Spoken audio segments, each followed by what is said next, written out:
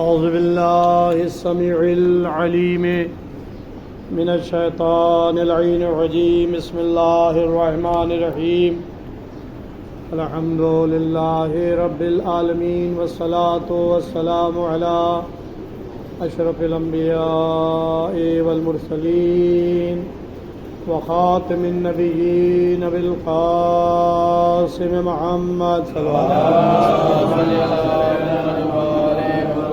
وعلى أهل بيته طيبين الطاهرين المعصومين ولعنة الله على أعدائهم أجمعين أما بعد فقد قال سبحانه تبارك وتعالى في قرآن مجيد والفرقان الحميد وهو أصدق الصادقين وقوله الحق بسم الله الرحمن الرحيم وجعلنا منهم أئمة يهدون بأمرنا لما صبروا صلوا على محمد۔ یوں تو قرآن مجید میں بہت سی آیات ہیں جو امامت پر دلالت کرتی ہیں، اوصاف امام کو بیان کرتی ہیں، اور جو 12 امام 12 اماموں کی شان میں نازل ہوئی ہیں، جس کے مصداق 12 ائمہ کے علاوہ کوئی اور نہیں ہے۔ ان تفصیلات کا موقع نہیں ہے کہ ان تمام آیات کو اس وقت کی اس مختصر سی مجلس میں بیان کیا جا سکے، لیکن جس آیہ کریمہ کی میں نے تلاوت کی ہے اس میں ارشاد ہو رہا ہے کہ وَجَعَلْنَا مِنْهُمْ أَئِمَّةً، اور ہم نے تمہارے درمیان ایک پورا سلسلہ امامت قائم کیا ہے، یہدون بِأَمْرِنَا، جو ہمارے حکم سے ہمارے امر سے فریضہ ہدایت کو انجام دے رہا ہے اور انجام دیتا رہے گا، فعل مضارع حال بھی اور مستقبل بھی، لما صبروا جس کا خاصہ صبر ہے۔ یہ آیہ کریمہ اس میں اللہ نے امامت کا ذکر کیا ہے اور لفظ ائمہ سے تعبیر کیا ہے، جمع کا صیغہ، ورنہ لفظ امام قرآن مجید میں جناب ابراہیم کے لیے پہلے استعمال ہوا، انی جاعلک للناس اماما۔ جناب ابراہیم علیہ السلام کا امتحان ہوا اور ابراہیم اپنے امتحان میں 100% کامیاب ہو گئے، تو قدرت نے جناب ابراہیم کو ایک عہدہ عطا کیا، جبکہ جناب ابراہیم اس سے پہلے عبد خالق بھی تھے، اللہ کے بندے بھی تھے، نبی بھی تھے، رسول تھے، اولو العزم پیغمبروں میں آپ کا شمار ہوتا ہے، صاحب شریعت پیغمبر تھے، خلیل خدا تھے، اتنے اوصاف اور صفات کے مالک تھے، لیکن اللہ نے امتحان کے بعد ابراہیم کو جو منصب و عہدہ عطا کیا وہ امامت کا منصب عطا کیا۔ انی جاعلک للناس اماما، ہم نے تمہیں انسانوں کا پیشوا بنایا۔ تو جب یہ منصب یہ عہدہ ابراہیم کو ملا، قالا، ابراہیم نے کہا من ذریتی، میری اولاد میں، قالا، اللہ نے ارشاد فرمایا کہ لا ینال عہد الظالمین، یہ عہدہ یہ منصب ظالمین تک نہیں پہنچے گا۔ یہاں سے ایک اصول پتہ چلا کہ امامت کا منصب یہ الہی منصب ہے، اور امامت کے فرائض کیا ہیں؟ ہدایت، اللہ عطا کرتا ہے عہدہ منصب، خود انسان اپنے بات کے لیے کسی کو امام نامزد نہیں کر سکتا، ورنہ اللہ سے یہ کہنے کی ابراہیم کو ضرورت کیا تھی؟ قال ومن ذریتی، اور پھر اللہ نے ایک اصول بیان کر دیا، لا ینال عہد الظالمین، یہ عہدہ ظالمین تک نہیں پہنچے گا۔ تم اپنی ذریت میں خواہش کر رہے ہو، تمنا کر رہے ہو، ملے گا، لیکن جو معصوم ہوں گے، محفوظ عن الخطا ہوں گے، وہ اس امامت کے حقدار ہوں گے۔ ظالم اس منصب کو نہیں پا سکتے۔ ابراہیم کی دعا قبول ہوئی، اور نسل ابراہیم میں ایک دو امام نہیں، 12 امام ہوئے۔ ابراہیم اور اسماعیل کے بنائے ہوئے بیت اللہ میں ہمارا پہلا امام آیا، اور یہ سلسلہ آگے بڑھا تو آج بھی ایک امام قائم ہے، زندہ ہے، جو ہمارا 12واں ہادی ہے، 12واں امام ہے، 12واں حجت خدا ہے۔ ان کا کام کیا ہے؟ یہدونا بامرنا، ہمارے حکم سے ہدایت کرنا۔ لما صبروا، خاصہ کیا ہے؟ صبر۔ یہ دو چیزیں نمایاں طور سے اللہ نے بیان کی۔ منصب کس نے عطا کیا؟ اللہ نے۔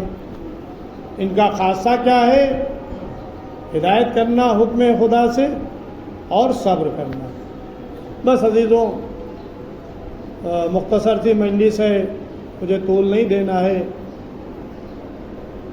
مولا کائنات علی ابن ابی طالب علیہ السلام کی آج روز شہادت ہے، 21 رمضان مبارک، سن 1445 ہجری ہے۔ سن 40 ہجری میں مولا کائنات کی شہادت ہوئی۔ 1405 سال گزر گئے۔ کیا لگتا ہے کہ یہ واقعہ پرانا ہے؟ ایسا لگتا ہے کہ آج ہی مولا کی شہادت ہوئی۔ وہ منظر آج ہماری نظروں میں گھومتا ہے کہ جب لائیو مسجد کوفہ میں اذان ہوتی ہے۔ آج کا زمانہ جو موبائل کا زمانہ ہے، میڈیا کا زمانہ ہے، کہیں بھی آپ بیٹھے ہوں اور آپ دیکھ لیں، سن لیں، جب 19 رمضان کی صبح ہوتی ہے تو ہمارے لکھنؤ کی سرزمین پر ہمارے بزرگوں نے تمام شبیہیں بنا دی ہیں۔ اس میں ایک مسجد کوفہ بھی ہے، جہاں صبح کی اذان ہوتی ہے، نماز جماعت ہوتی ہے، اور نماز کے بعد وہ آواز بلند ہوتی ہے جو جبرائیل کی آواز کوفے میں بلند ہوئی تھی۔ چند منٹ کے مصائب ہوتے ہیں، اور پھر اسی طرح سے گلیم والا تابوت برآمد ہوتا ہے، جو منظر آج سے 1405 سال پہلے کوفے میں رونما ہوا تھا۔ جب کوفے کی مسجد میں اذان ہو رہی ہوتی ہے، لگتا ہے کہ مولا کائنات نماز پڑھانے کے لیے آئے، اور ابھی تھوڑی دیر کے بعد ان کے سر پر ضربت لگ جائے گی۔ عزیزوں، مولا کائنات ماہ رمضان میں خطبے جو دے رہے تھے، اس میں اپنے شہادت کی خبر دے رہے تھے کہ اس مہینے میں مجھے شہید کر دیا جائے گا۔ چاہنے والوں نے کہا مولا، ہمارے ہوتے ہوئے آپ کو کوئی قتل کر دے؟ چاہنے والوں نے یہ طے کیا کہ ہم آپ کے گھر کا پہرا دیں گے۔ 18 رمضان مبارک کو حذیفہ یمان یہ امام کے گھر کا روز پہرا دیتے تھے، تلوار ہاتھ میں لے لیتے تھے اور امام کے گھر کے چاروں طرف چکر دیتے تھے تاکہ کوئی آ کر مولا کو شہید قتل نہ کر دے۔ لیکن جب 18 رمضان مبارک کی شام آئی تو مولا نے حذیفہ سے کہا، حذیفہ جاؤ آج اپنے گھر میں آرام کرو۔ تاریخ بتاتی ہے کہ 18 رمضان کو بیٹی ام کلثوم نے بابا کو اپنے کیا افطار میں مدعو کیا تھا، بابا آج نماز کے بعد میرے گھر میں آپ افطار کریں۔ مولا کائنات بیٹی کے گھر پہنچے، بیٹی نے باپ کے لیے پسا ہوا نمک، جو کی روٹی اور دودھ کا پیالہ لا کر رکھ دیا۔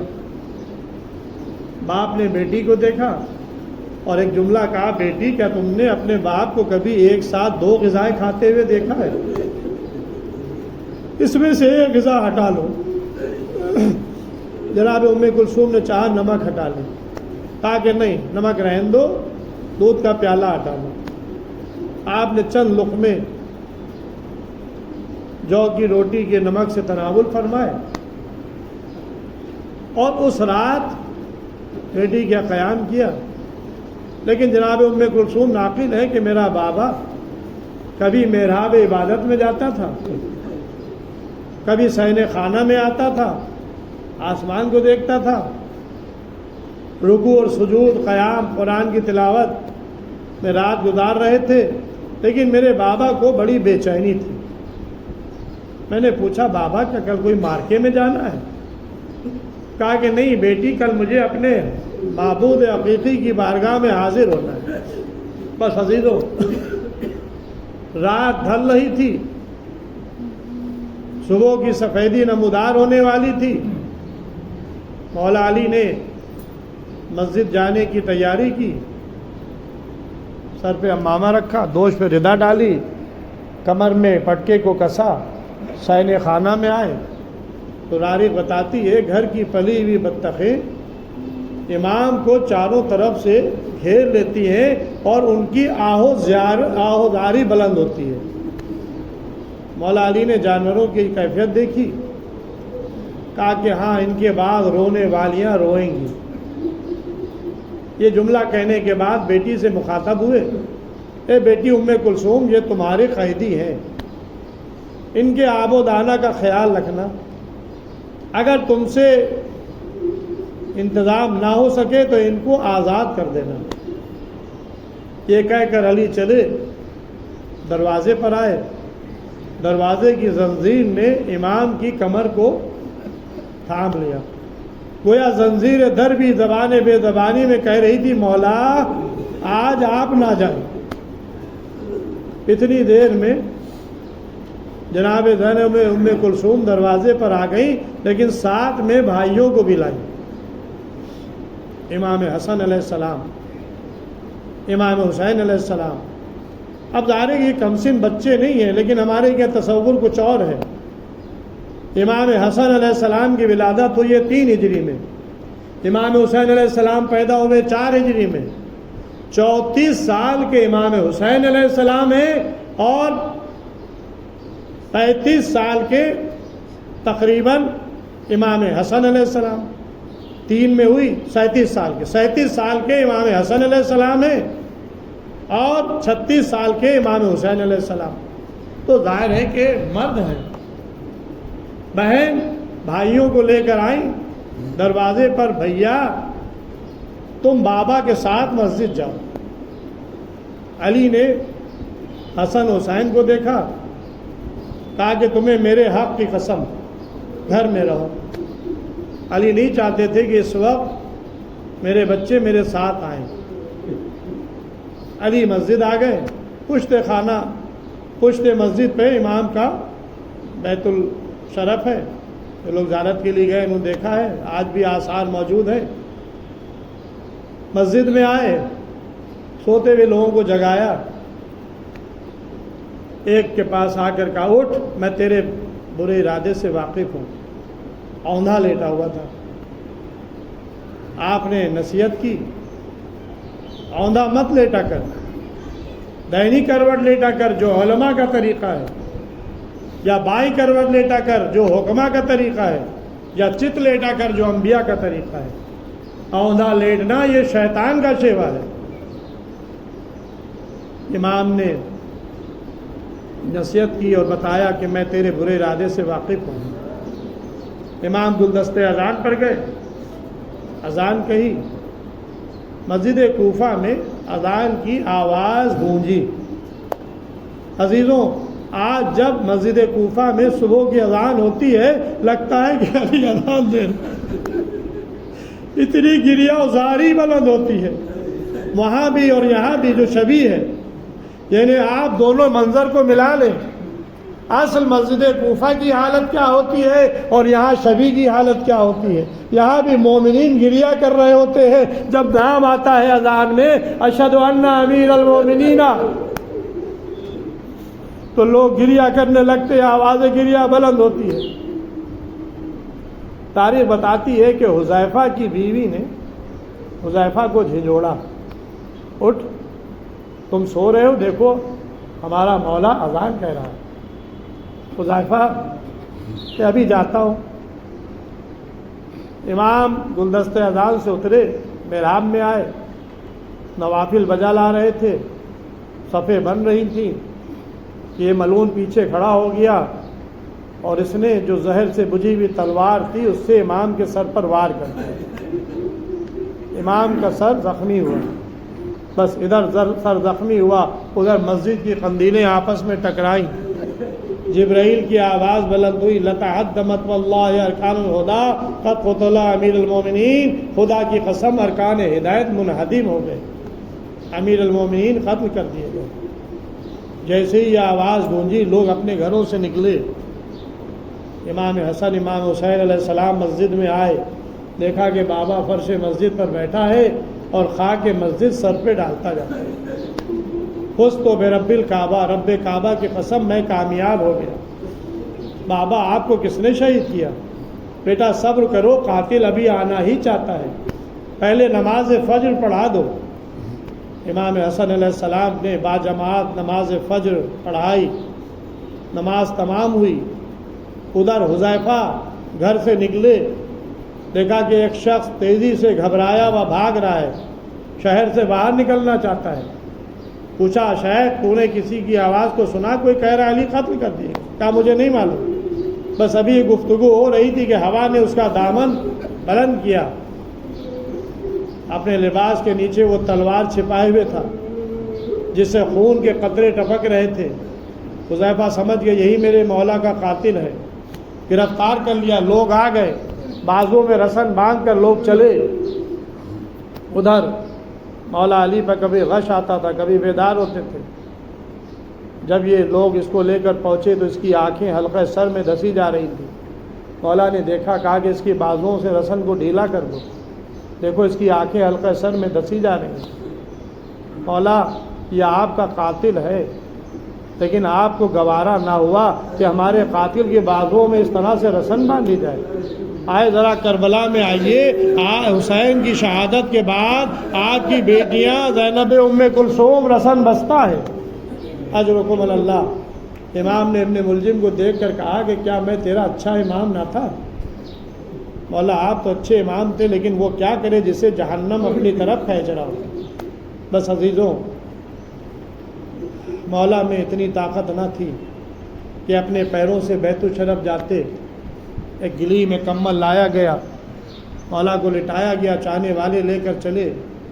جب بیت الشرف قریب آیا، امام نے آنکھیں کھولی، بیٹا حسن ہمارے چاہنے والوں کو رخصت کر دو، اس لیے کہ جب میں زخمی حالت میں گھر میں جاؤں گا بیٹیاں گریا کریں گی، میں نہیں چاہتا میری بیٹیوں کی آواز نامحرموں کے کانوں تک پہنچے۔ بس عزیزوں، مجلس کو میں تمام کر رہا ہوں۔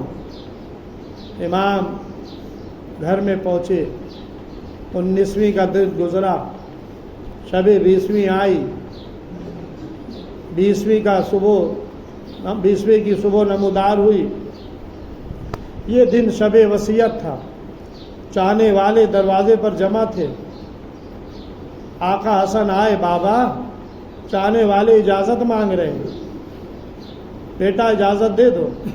پردہ کیا گیا، چاہنے والے آئے، امام کی زیارت کی، امام سے سوال کیے۔ تاریخ بتاتی ہے کہ امام زخمی ہیں، زہر کا اثر جسم میں پھیل چکا ہے، یہاں تک کہ آپ کے ماتھے پر بٹی بندھی ہوئی زرد ہو چکی ہے، لیکن اس عالم میں بھی آپ یہ فرما رہے ہیں سلونی سلونی قبل ان تفقدونی، پوچھ لو مجھ سے جو چاہے پوچھنا ہو قبل اس کے کہ تم مجھے کھو بیٹھو۔ یعنی مولا جو مسجد کوفہ کے منبر سے کہتے تھے وہی بستر علالت پر فرما رہے ہیں۔ چاہنے والوں نے سوال کیے، امام نے جواب بھی دیے۔ اس کے بعد چاہنے والوں کو رخصت کر دیا گیا۔ ہاں عزیزوں، 20 کا دن، سورج غروب ہو گیا، شب 21 آ گئی۔ کل کی رات یہ امام کی آخری رات تھی۔ امام نے وصیتیں کی، اپنے بھرے کنبے کو بیٹا حسن کے حوالے کیا، بیٹا اب تم میرے بعد امام وقت ہو، یہ سارا کنبہ تمہارے حوالے۔ بیٹا جب میں دنیا سے رخصت ہو جاؤں مجھے غسل دینا، کفن پہنانا، جنت سے جو میرے بھائی رسول خدا کے لیے کافور آیا تھا اس سے حنوط کرنا، میرے جنازے کو لے کر چلنا کوفے سے باہر، جب یہ جنازہ چلتے چلتے رک جائے وہیں پر رکھ دینا۔ دیکھو آگے سے کندھا نہ دینا، پیچھے سے جنازے کو کندھا دینا، آگے سے جنازہ خود بلند ہوگا۔ جب معصوم سے پوچھا گیا کہ آگے کوئی کاندھا دینے والا تو نہیں تھا، یہ آگے سے تابوت کیوں بلند تھا؟ کہا کہ ایک طرف جبرائیل تھے اور ایک طرف میکائیل تھے، پیچھے حسن حسین تھے۔ تابوت جا رہا تھا، جس راستے سے امام کا تابوت گزرتا تھا درخت جھک جھک کر سلامی دیتے تھے، ملائکہ کی تسبیح و تحلیل کی آوازیں آ رہی تھیں۔ جب مسجد حنانہ کے قریب پہنچے تو مسجد حنانہ کی دیوار نے جھک کر سلامی دی۔ امام کا تابوت چلتے چلتے رکا، حسنین نے تابوت کو رکھا، مٹی کو ہٹایا، ایک قبر تیار ملی، اس پہ لکھا ہوا تھا یہ قبر علی ابن ابی طالب علیہ السلام کی ہے، جس کو نوح نے اپنے ہاتھ سے تعمیر کیا ہے۔ ہاں عزیزوں، جناب آدم خانہ کعبہ کے پاس دفن ہوئے، جناب نوح نجف میں دفن ہوئے۔ آج جب آپ مولا علی کی زیارت پڑھتے ہیں تو ان دو نبیوں کی بھی زیارت پڑھتے ہیں، آدم اور نوح، یہ دونوں بھی وہیں پر دفن ہیں۔ بس عزیزوں، امام علی علیہ السلام کو اسی قبر میں امام حسن امام حسین علیہ السلام نے دفن کیا۔ مختصر سا مجمع، چند لوگ گھر کے جنازے کو لے کر گئے، قبر کے نشان کو مٹا دیا گیا، چھپا دیا گیا۔ ایک زمانے تک لوگوں کو خبر بھی نہ تھی کہ مولا علی کی قبر ہے کہاں، خاص لوگ جانتے تھے۔ مامون رشید کے دور میں یعنی بنی امیہ کا پورا دور گزر گیا، لیکن نشان قبر عوام کو پتہ نہیں چلا۔ بنی عباسیہ کے بھی حکمران گزر گئے مامون رشید کے دور میں، جب وہ شکار کھیلنے آیا اور ایک ہرن پہ اس نے اپنے شکاری کتوں کو چھوڑا، ہرن جا کر ایک ٹیلے پر پناہ لیتے تھے اور اس کے کتے جا کر نیچے رک جاتے تھے۔ ایک دفعہ ہوا، دو دفعہ ہوا، مامون پریشان کہ آخر کیا بات ہے، یہ ہرن وہاں پر جا کر پناہ لیتا ہے اور ہمارے کتے وہاں پر جاتے نہیں، یہیں پر رک جاتے۔ نجس تھے نا، پاک جگہ پر نجاست نہیں جا سکتی۔ مولا علی مطہر ہے، آئے تطہیر کا مصداق ہے۔ اسے تشویش ہوئی کہ آخر یہ کون سا مقام ہے۔ وہاں پہ ایک تلاش کیا، ایک بوڑھا آدمی ملا، کہا کہ یہ بتاؤ کہ یہ کون سا مقام ہے جہاں پر یہ ہرن پناہ لیتا ہے اور ہمارے شکاری کتے وہاں پر نہیں جاتے۔ کہا کہ اگر جان کی پناہ ہو تو بیان کرو۔ کہا کہ تمہاری جان محفوظ ہے۔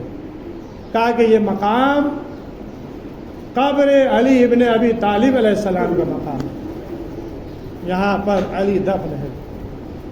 تاریخ بتاتی کہ مامون نے ایک وہاں پر مقبرہ چھوٹا سا حجرہ ایسا بنا دیا۔ یہ پہلا نشان بنایا گیا تاکہ لوگوں کو پتہ چلے کہ یہ قبر علی علیہ السلام ہے۔ آج عالی شان روضہ بنا ہوا ہے، نجف اشرف ہے، مرکز علم ہے۔ بس عزیزو، مجلس تمام ہو رہی ہے۔ یہ آج دنیا سے اٹھنے والا کون تھا؟ دین و دنیا کا بادشاہ، یتیموں کا سرپرست، بیواؤں کا پرسان حال۔ تاریخ گواہ ہے کہ جب حسن حسین اپنے بابا کو دفن کر چکے گھر پلٹ رہے تھے تو ایک خرابے سے رونے کی آواز آ رہی تھی، کراہنے کی آواز آ رہی تھی کہ کوئی بیمار ہے جو پڑا ہوا کرا رہا ہے۔ حسن حسین نے اپنا رخ ادھر کیا، پہنچے، دیکھا کہ ایک بیمار اپاہج نابینا شخص زمین پر پڑا ہوا ہے، کروٹیں بدل رہا ہے اور کہہ رہا ہے کہ ہائے میرا دوست کہاں ہے، میرا دوست کہاں ہے۔ امام نے فرمایا تمہارا کون دوست ہے، اس کا کیا نام ہے، اور وہ دوست کیوں نہیں آیا؟ کہا کہ مجھے نہیں معلوم، آج 3 دن گزر گئے، آج 3 دن ہو گئے میرا دوست نہیں آیا۔ میں نے نام پوچھا، مجھے نام کبھی نہیں بتایا۔ جب بھی پوچھا آپ کون ہیں تو کہتا تھا ایک فقیر ہے جو فقیر کے پاس بیٹھا ہے، ایک غریب ہے جو غریب کے پاس بیٹھا ہے۔ جتنی دیر بیٹھتا تھا اس کی زبان پر حمد الہی ہوتی تھی، تسبیح الہی ہوتی تھی۔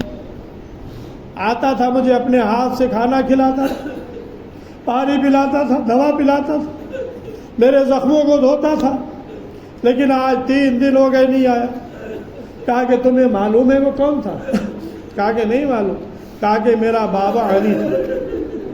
پھر کیوں نہیں آیا؟ کہا کہ 19 رمضان کو سر پہ تلوار پڑی، آج ان کی شہادت ہو گئی، ہم انہیں دفن کر کے آ رہے ہیں۔